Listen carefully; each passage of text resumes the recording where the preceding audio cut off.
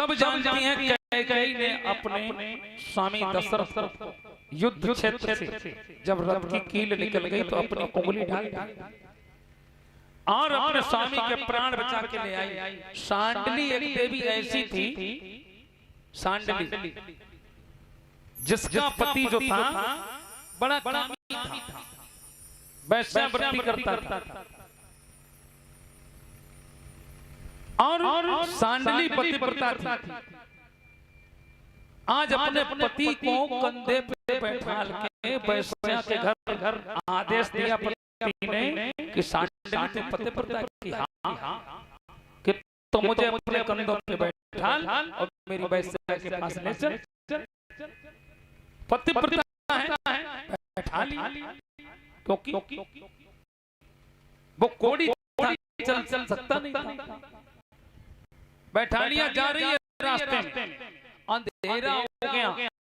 एक महात्मा जी बैठे थे तो कमंडल में पैर लग गया धोखे से सांडली का, जल फैल गया। महात्मा जी क्रोधित हो गए, किसने मेरी पूजा में विघ्न बाधा डाल दिया? तो सांडली हमारा मुझसे कि जिसने भी ये जल फैलाया है, सांडली ने बहुत निवेदन किया, लेकिन नहीं, महात्मा क्रोधित श्राप दे दिया कि जिस पति को तू अपने सर पे बैठा के ले जा रही, सुबह होती तेरा पति समाप्त हो जाए। सांडली चक्कर में पड़ गई, क्या करें? तो सांडली थी पतिव्रता कि महात्मा जी आपने जरा सी गलती पे इतना भयानक श्राप दे दिया। मेरा पति सुबह होते ही तो हम सुबह नहीं होने देंगे, आप अपनी तपस्या देख रहे और मैं पतिव्रता हूं। खड़ी हो गई कि सुबह नहीं होगी, अगर मेरा पति मर जाएगा तो मैं सुबह नहीं होने दूंगी। आज सांडली ने आंख बंद कर ली, अब सुबह नहीं होगी। महात्मा की तो बात ही छोड़ो, ब्रह्मा विष्णु भी बड़बड़ाने लगे। कई बार आए देवी आंख खोल दो, हम विष्णु, हम ब्रह्मा, हम शंकर, कोई ब्रह्मा नहीं, कोई शंकर नहीं, मैं भगवान जगतपति, कोई जगतपति नहीं। मेरा पति मेरे कंधे पे, मेरा भगवान मेरे कंधे पे।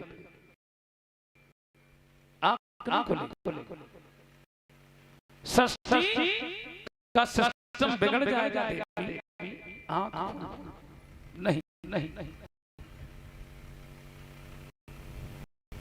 भगवान विष्णु ने कहा कि देवी तुम्हारा पति अगर समाप्त हो जाएगा तो मैं ये वचन देता हूँ तुम्हारे पति को पुनः जीवन दान दे दूंगा।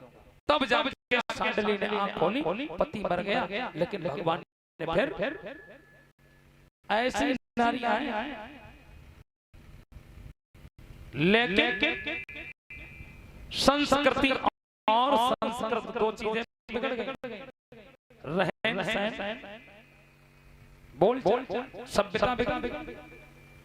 पहले किसी के कपड़े देख कर आप समझ सकते कि ये कैसा है।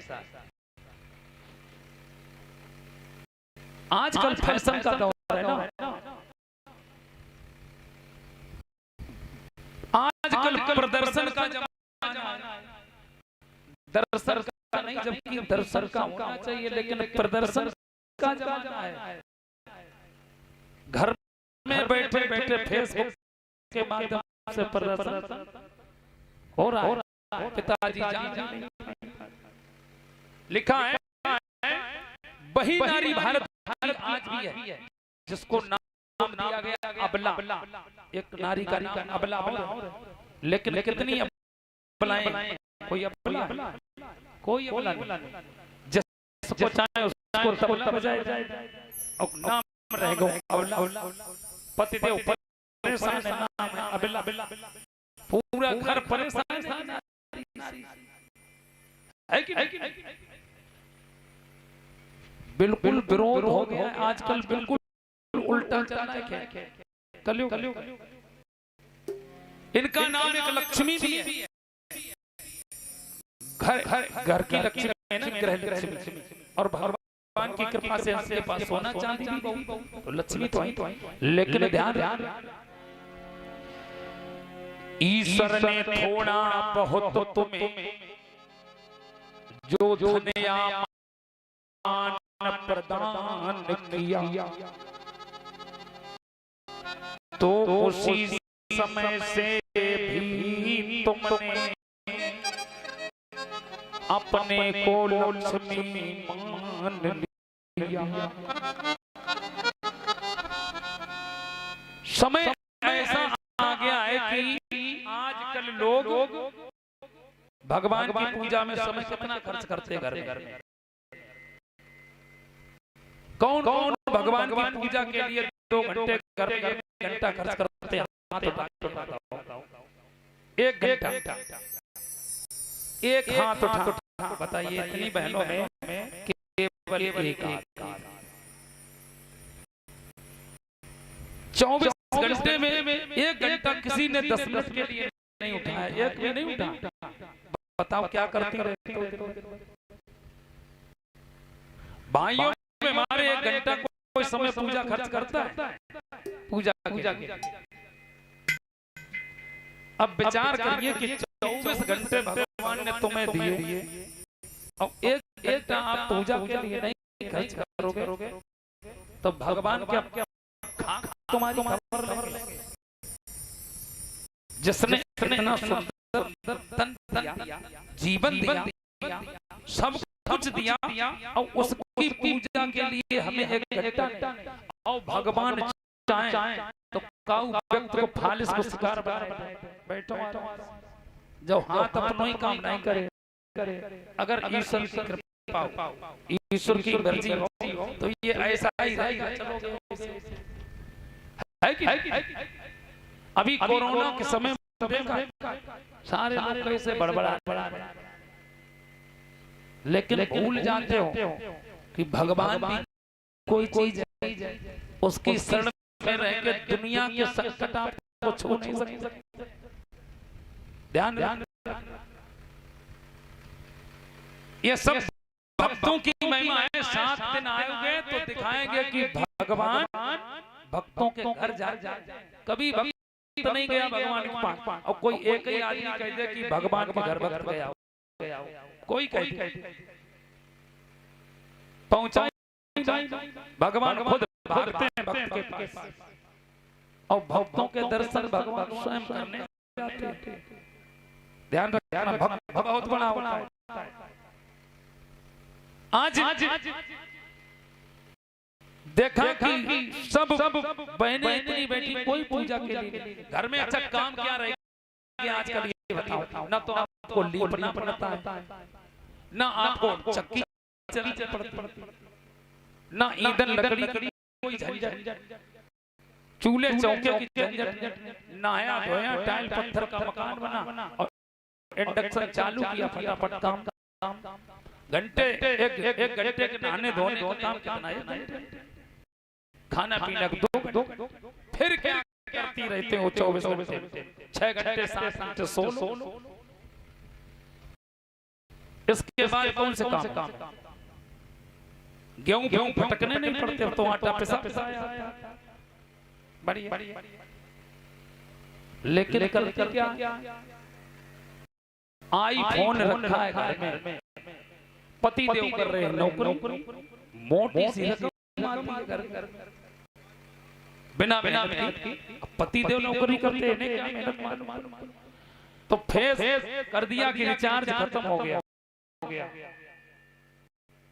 करा लिया। अब उसी में समय रिश्तेदार भी कोई आ गया, बच्चे भी बैठो,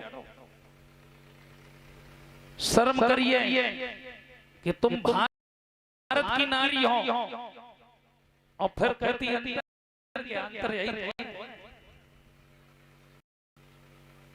पढ़ाई तुमने कॉलेजों में की, वहां कोई फाउंडेशन है नहीं, आपके पास मोबाइल चलाइए, कौन कहने वाला? शिक्षा आपके पास है, संस्कार खत्म हो गए, कॉलेजों की शिक्षा आपको शौक पश्चिमी हवाओं ने आपको जकड़ फैशन नहीं देशों, टीवी देखी, इतने छोटे कपड़े, इतने ऊंचे जूते, फैशन है और वही टीवी से देखते हैं, मोबाइल से देखते हैं, वही अपने प्रयोग करती, नकल कर रही है अपनी। जो माँ बहनें थी वो भूल गई और विदेशों से नकल कर रहे हैं, शौकीन हो गई, पश्चिमी हवाओं में खो गई। ईश्वर ने थोड़ा बहुत तुम्हें जो धन या मान प्रदान किया, तो उसी समय से भी तुमने अपने को लक्ष्मी मान लिया। अब क्या है, खाना भी नहीं बनाना पड़ता, सोच रहे कि खाने के लिए एक नौकरानी पतिदेव कर दें तो कुछ आराम हो जाए। दासी पी से पानी लाए, खाने को एक रसोईन हो, दिल बहलाने के लिए पास कोई भी एक सहेलिन हो। ऐसा इनका स्वभाव हो गया। तो कैसे काम चलेगा? इतने इतने ऊंचे जूते, हिल्स वाले, बड़े बड़े ऊंचे पहने हुए। अब पता नहीं लग रहा है कि ये पीछे से लड़का है या लड़की। देखिए आपने लड़कियां जीन्स पहने और बिल्कुल लड़कों जैसी लग रही है। ऐसा घर की अपने भारत का हाल हो गया। संस्कृति बदल गई, रहन सहन बिगड़ गया है। और जिस देश की संस्कृति बिगड़ जाए, देश को बर्बाद होने में कोई समय नहीं लगेगा। जिस घर की सभ्यता बिगाड़ दो आप, सभ्यता किसी के घर की घर बर्बाद, बैठे बैठे कुछ करने। आज देखा कि लड़का लड़की पहचानने के लिए परेशानी होती है। अब तो परिचित महाराज बहुत विचित्र समझ चल गया। आपने भी सुना होगा, लड़की लड़की से विवाह कर रही देखा लड़के लड़के से पता नहीं कैसा और समय आ गया, समझ में नहीं आ रहा। आप लड़के को कोई पहचान नहीं पाओगे, लड़की समझ में आ रहा है, लड़की को लड़का। अब किस तरह सुधार होगा? एक संत ने बड़ा सुंदर लिखा है कि कैसे हो सुधार देश को अल्लाह रखे।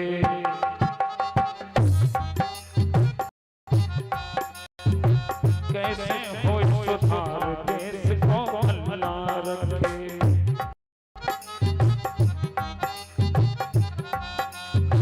साड़ी झल्लरदार कंधे पे पल्ला रखे।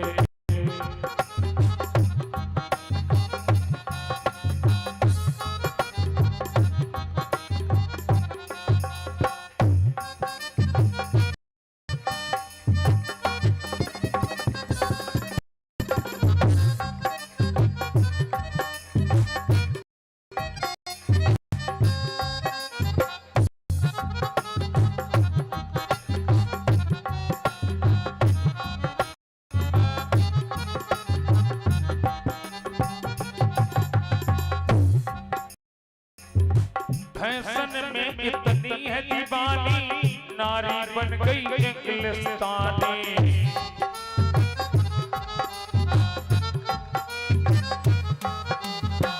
फैशन में इतनी है दीवानी, नारी बन गई इंग्लिस्तानी।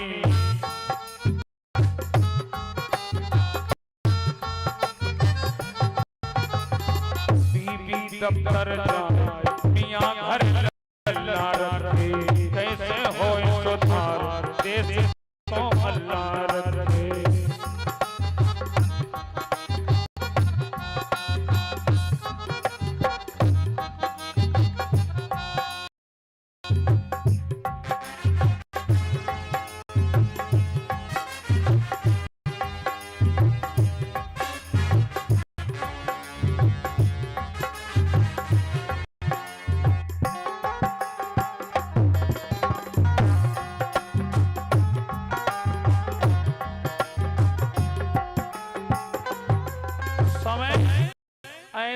आ गया, इसे सुधारने की आवश्यकता है। 5 मीटर की साड़ी कंपनी बना के देती।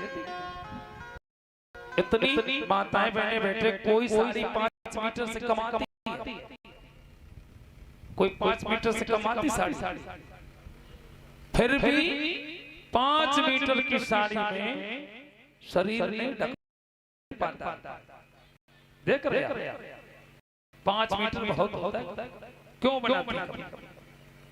सारी कमर में लपेट ली और एक जरा सा पल्लू ऐसा, वो भी सर पर पति देव की मांग बनी है ना, कहीं बिगड़ गई तो हो सकता है पति देव को हानि हो जाए, तो उसकी भी रक्षा। वही बात, इतने छोटे छोटे कपड़े पहन के जाती हैं, अगर कहीं रास्ते में कोई दिक्कत हो जाए तो भगवान की रक्षा वो भी नहीं कर पाए। ध्यान रखना, अब द्वापर नहीं है, कन्हैया नहीं आएंगे लाज बचाने, और आएंगे भी क्यों भाई? अब क्यों आएंगे जब द्रौपदी अपनी साड़ी को बचा रही थी, अपने शरीर को छुपा रही, तब भगवान भी मदद करने आए। अब तो बहनें खुद दिखा रही हैं, और जब स्वयं दिखाओगी तो बचाने कौन आएगा? अब कहीं नहीं कन्हैया, ध्यान रखना, हर जगह कंस मिले खड़े।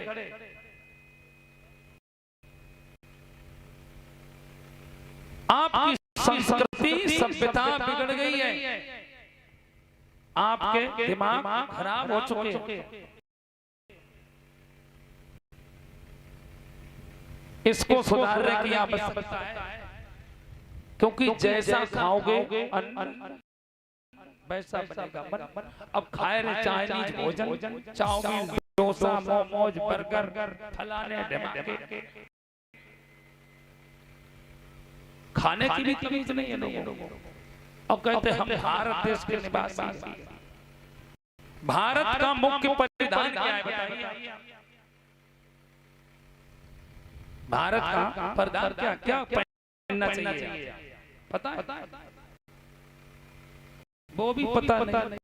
जब कुछ पता ही नहीं है तो सुधार कुछ तो पता नहीं। लक्ष्मीबाई बन कैसे?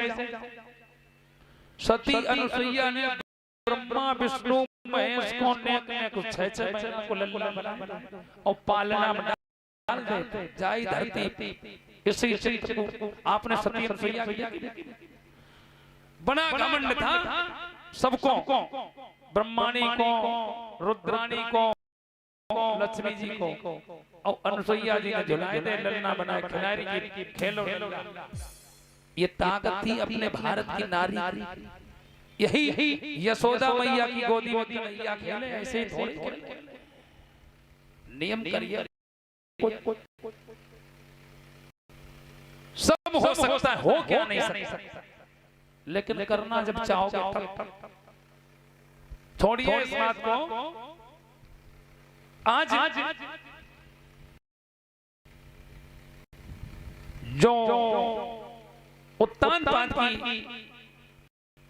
नारी सुनीति है, बड़ी धार है, सब कुछ है राजा उत्तान पाद के जीवन में, लेकिन एक कमी है क्या कि उनके कोई संतान नहीं है। संतान नहीं है, जिसके कारण राजा बड़ा दुखी है। एक दिन की बात, रानी सुनीत ने अपने पति से कहा महाराज संतान नहीं है, और संतान नहीं होगी तो गड़ी वीरान हो जाएगी। और कहा महाराज हो सकता है मेरे अंदर कोई कमी हो जिसके कारण हम संतान पैदा नहीं कर पा रहे। आप विचार करें, अगर संतान नहीं होगी तो गरीब वीरान हो जाएगी, कुल का दीपक जलाने वाला नहीं रहेगा। इसलिए प्रभु मेरी एक बात सुन लें, कोई भी नारी आज के समय में ऐसा अपने पति से नहीं कह सकती जैसा सुनीति पति प्रताप। महाराज मेरे अंदर कोई कमी है जिससे मैं मेरे संतान नहीं हो रही, आप ऐसा करें दूसरा विवाह कर ले, मेरी दूसरी बहन आए, कम से कम एक बेटा हो जाएगा, ये गरीब वीरान होने से बच जाएगा। रानी सुनी तो तान पान से कह रही, महाराज आप दूसरा विवाह कर ले। राजा ने सुना कि क्या कह रही है कि हाँ हाँ, क्योंकि महाराज रानी बोलिए राजे पाठ सारे बेकार दिखाते हैं, और एक पुत्र रत्न के बिना नाथ यह रत्न न शोभा पाते हैं।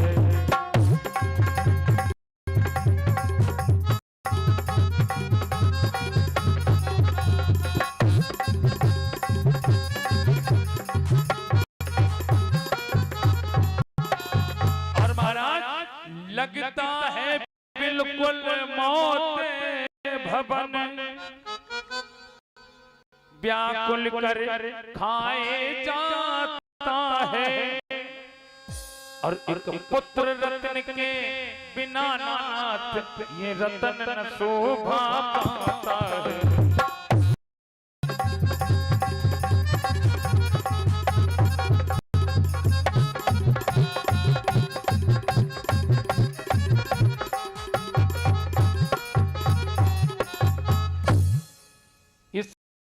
इसलिए प्रार्थना है मेरी, मत चुप की रहने दीजिएगा। यदि एक ब्याह से सफल नहीं तो ब्याह दूसरा कीजिएगा। महाराज दूसरा विवाह कर ले। जब सुना दूसरा विवाह कर ले तो ब्याह दूसरे का वचन सुन न सके नरमान, शोक मोह संकोच से कहाँ है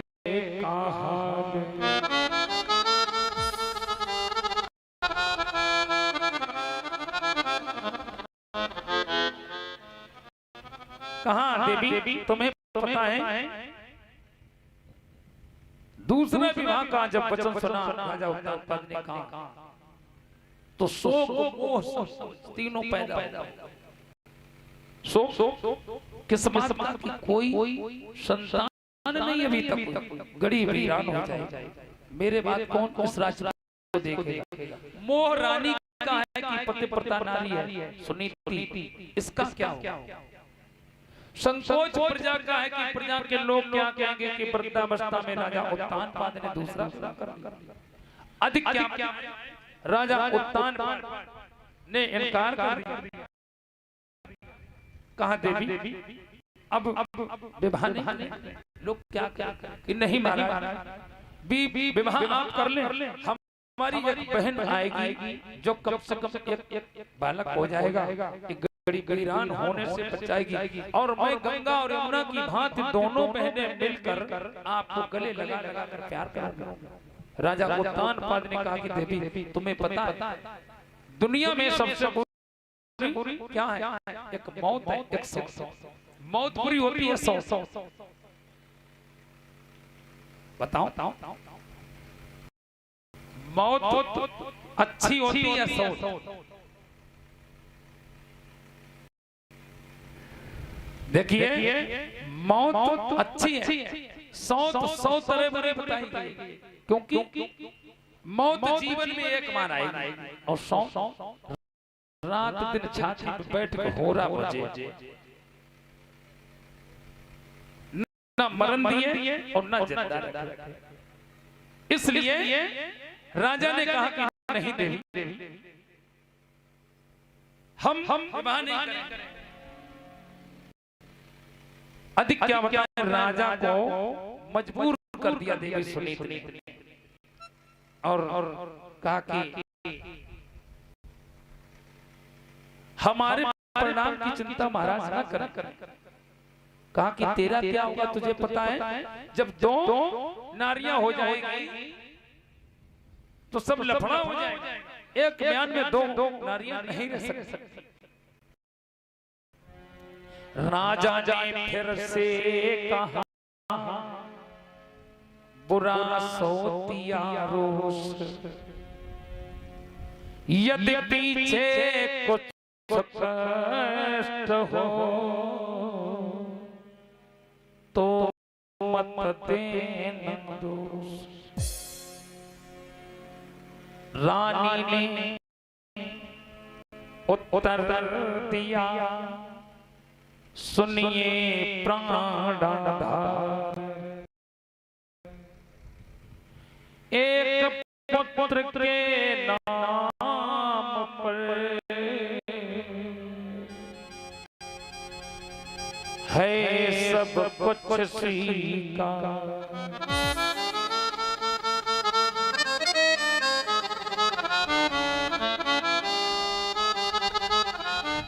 महाराज एक पुत्र के लिए मैं सब कुछ सहन कर सकता,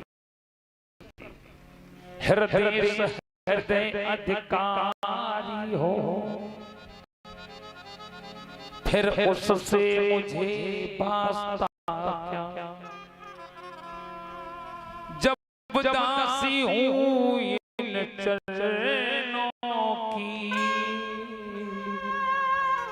फिर और किसी से रिश्ता क्या।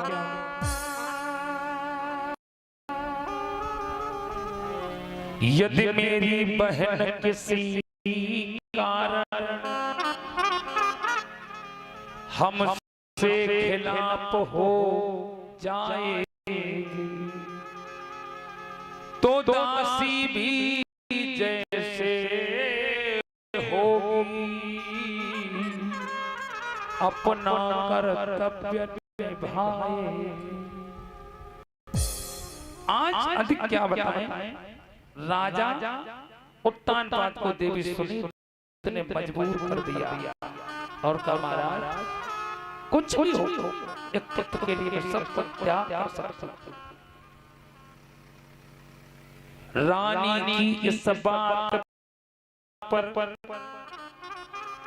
हुए नपति मजबूर, सुनत सुंदरी से हुआ विवाह मंजूर।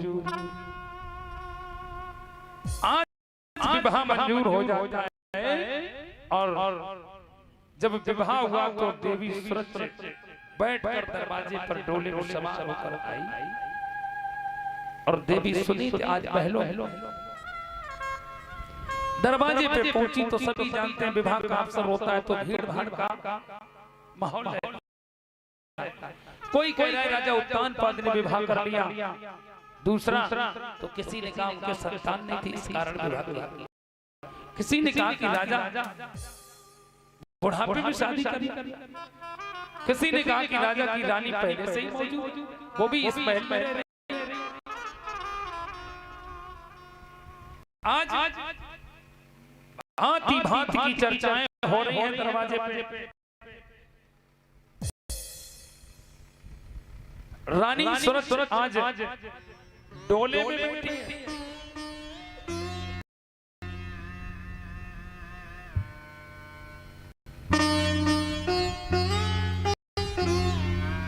सुन रही है हर चीज को और जैसे कान में बात पड़ी कि रानी सुनीति राजा उत्तानपाद की पहली पत्नी मौजूद है महलों, क्रोधित होकर आदेश दिया राजन मेरी बात कान खोल